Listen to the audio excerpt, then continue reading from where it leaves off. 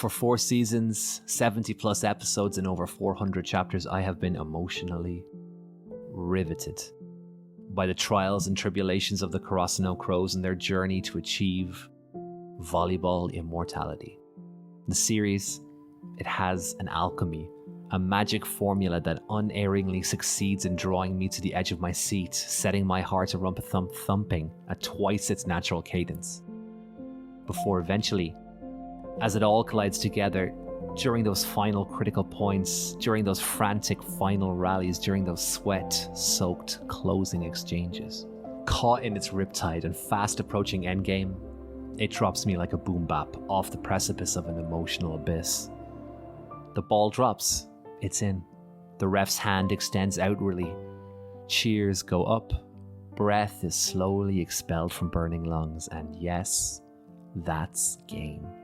It's all over, and here transfixed I sit, surfing that weird emotional wave of simultaneously being absolutely fucking buzzing, because the winners are winners, and they get to play one more game, while at the same time feeling somewhat crushed, because the losers are losers, and it's time to clear the court.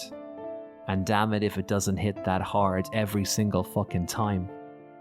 So let's try to be concise, shall we? If I had to sum it up in just 2 moments, the first would be an image of Hajime Iwaizumi. Iwaizumi, arm wrestling ace, Aoba Johsai ace, and an all-round bad motherfucker. Iwaizumi, standing stock still, tears running down his face as he receives, well, it's too hard to be called a pat. Let's christen it a smack on the back from Oikawa and the rest of his dejected teammates before eventually wiping his eyes and lining up to thank the supporters who attended the game. Feels, all the feels. The second moment, an elated Nishinoya and Hinata running towards and eventually diving headlong into their teammates in celebration. Oh, sweet redemption. And a showdown with Shiro Torizawa on the horizon. In the anime, those 2 scenes occur less than 1 minute apart. And that right there, that's the juice. There are several reasons why Haikyuu hits like no other series hits. But I believe that at the end of the day, what makes the series truly exceptional, what makes it a one of one, is how well the series allows us, its audience, to buy in emotionally to the outcome of each game.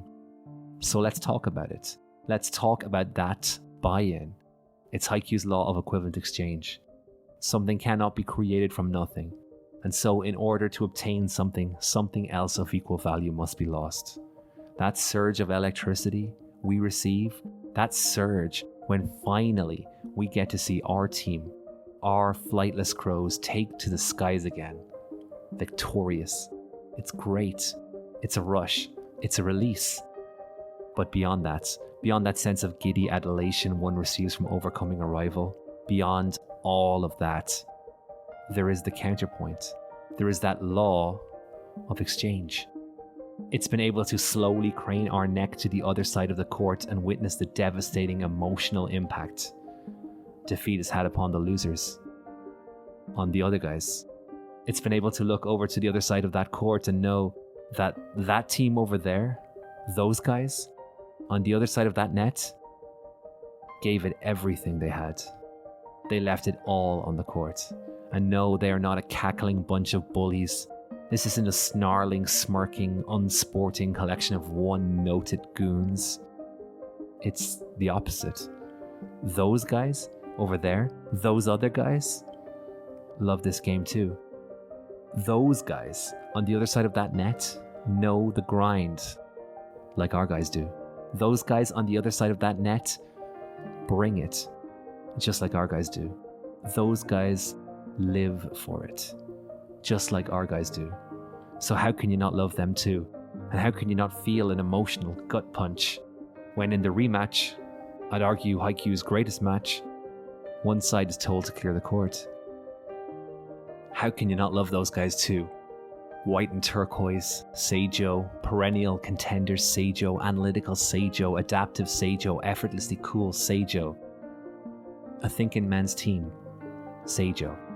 And that thinking man, that great king, 𝓈𝒸𝒶𝓇𝓈, the moment that I knew I would always root for 𝓈𝒸𝒶𝓇𝓈. Season 1, Episode 19, The Conductor.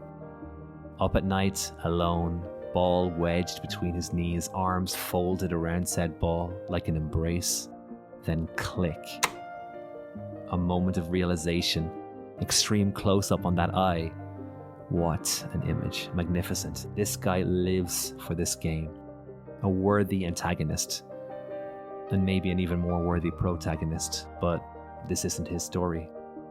Truthfully, I find I can relate more to an Oikawa, driven to obsession by the love of something. Driven to obsession to be the very best version of yourself.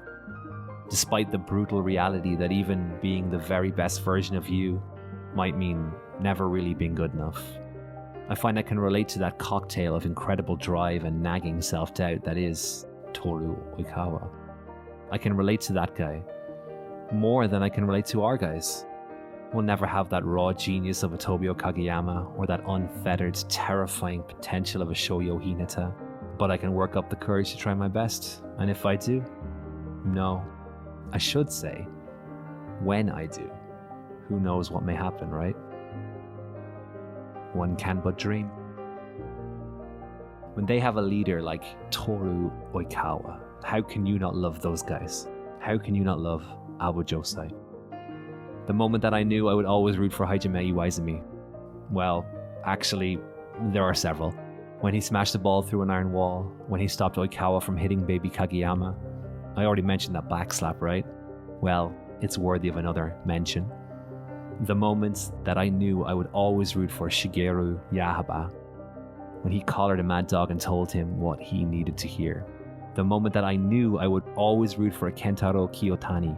When he actually listened to what he needed to hear. Also, that Sakuga, when he comes out and hits his first spike. Fucking incredible. I root for all of them, every last one. Maki, Wataru, Kendaichi, Matsukawa, Kunami et al. I root for all of those guys. I root for Aobajohsai. And yes, I root for Karasuno. Of course I do, but in the hearts that river runs in both directions. So yes, Ike Seijoh. And that's the video. Had fun writing it, and I hope that you had fun watching it. Right now, I am knocking the ring rust off, oiling creaky joints, and healing broken fingers. One word at a time. If you like this video, please make sure to leave a like, share it around, hit subscribe, and help me revive this dead-ass channel. One video at a time. Until then, go Crows.